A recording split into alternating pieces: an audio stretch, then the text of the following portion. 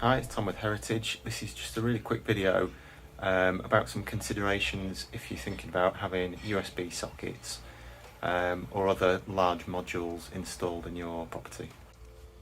Right, so we're first fixing an extension here. A bit dusty. Just zoom out a little bit. Yeah, so this is going to be a utility room. So we've got a few countertop sockets, we'll have some appliance sockets down here, and then some lower level sockets. So let me just point out the difference here. So this is a 25mm back box, so it's relatively shallow, but there's enough space to terminate an ordinary double socket in there, plenty of room for the cables in the back. Now, if you're considering a USB socket, some manufacturers do say that you can actually fit them onto a 25mm back box, and that might be the case, but that doesn't leave a lot of room for making good connections in the back. So what we tend to do is fit a 35mm box. That then gives you plenty of room for the connections and the unit, like I say, which is a bit thicker usually than a regular socket. So because this wall is going to be dot and dabbed, there's about 25mm, so plasterboard adhesive onto the wall, plasterboard, and then skim on top of that. Give or take, it's about 25mm.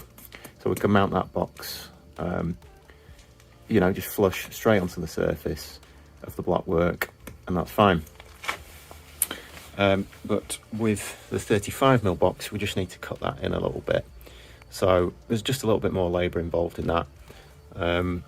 Obviously not a huge amount, but just a little bit more time spent chiseling out the brickwork just to sit that back. So you can see I've just recessed it so that 25mm, the box then won't protrude past that 25mm, if that makes sense. So it will still be flush. If we just look elsewhere, now this customer is a big fan of smart lighting. He's got a Philips Hue system in the house, and he's a bit of a whiz, and he uses third-party Zigbee modules which are compatible with the Philips Hue system. So we're wiring it as if it was just going to be a dumb switch, old school switch. But then you see what I've had to do there is cut into the stone to recess a deeper box, just in case he decides at a later date that he wants to add this onto the system. And these modules will fit into a single back box like this, but obviously not a 25 or a 35mm. So this is a 47mm back box that just has to be sunk a little bit deeper.